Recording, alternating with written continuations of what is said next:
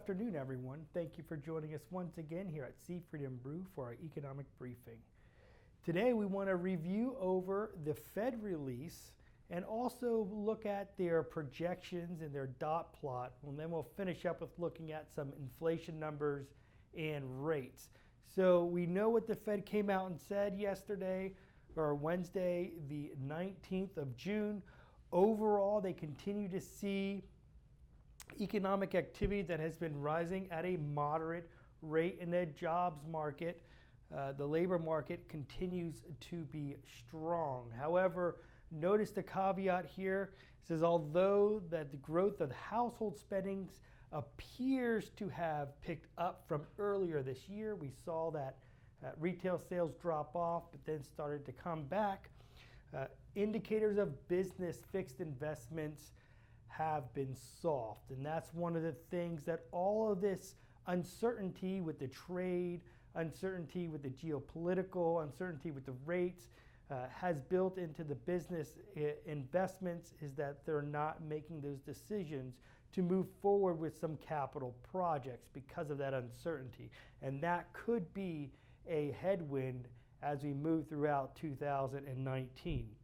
Overall, though, they maintained their target rate between that 2.25 and 2.5. Now, note down here that they did have a descending vote. James Bullard preferred to lower the rate by 25 basis points. So that's the first dissension that we've had in a while. The next item that we were a little surprised at seeing was the fact that they took away that patient talk. And in fact, they replaced it with, the committee will closely monitor the implications of incoming information for the economic outlook and will act as appropriate to sustain the expansion. That opens that window for a rate cut in July. The probabilities right now for that happening are around 80%, a little higher than 80% of a rate cut in July, and then over 90% for a rate cut in September. But when we look at the dot plot, very interesting. You notice down here, before we get to the actual dot plot, when we look at the projections, the median for the March and the current rate is still 2.4, so they're the same. They didn't change that median. However, when we look at the actual dot plot, we notice some divergence here. In the March release of their dot plot, they had 11 individuals stating there would be a one-time rate cut in 2019, and now we have the majority down here indicating rate cuts, but not just one.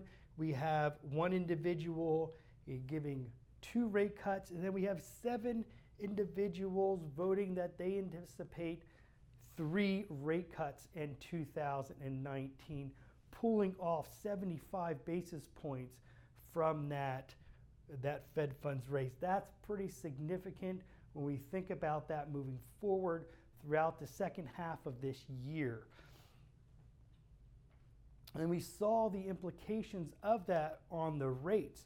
Overall, we continue to have this negative yield curve, this inverted yield curve in that moderate zone from the 10-year or the 10-year down to a 3-month. We have that negative or that inversion yield curve. We saw the 10-year Treasury close on the 19th at a 203. And then on the 20th, when it opened, it dropped down below 2% in the intraday trading on the 20th. So that was the first time it dropped below that since 2016. So it's something to keep an eye on. When we look at the short-term rates from where we were when we were at that top of the rates back in November, we see just a continual downward momentum on both the long and the short rates in here. So we anticipate as we move throughout the year that short end of the curve is going to come back down. And we have to think about how that impacts our overall pricing of our loans, in our overall pricing of our deposits. When we look at the inflation numbers and the CPI, we can see CPI came in just slightly under expectations. When we're looking at year over year, came in at 1.8 versus the survey of 1.9. And the core inflation number in terms of the CPI less food and energy came in at expectations of 2%.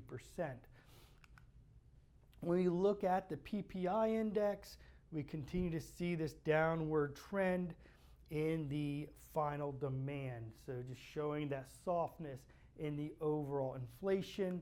And then we look at the five-year forward inflation expectations, and we continue to see a downward momentum on the inflation. So this all pushes forward, indicating we continue to project lower long rates and lower short rates, unless something were to creep in some geopolitical or some surprise were to happen that's going to push those rates up. But right now we're indicating that the long rates will continue to move down throughout 2019. That's going to be helped by the fact that the Fed in October will start buying treasuries with the runoff of their mortgage-backed portfolio. So that's going to be another downward pressure on that long end of the curve. Well, that's what we have for you today. We look forward to talking to you once again here at Seaford and Brew. Have a great day, everyone.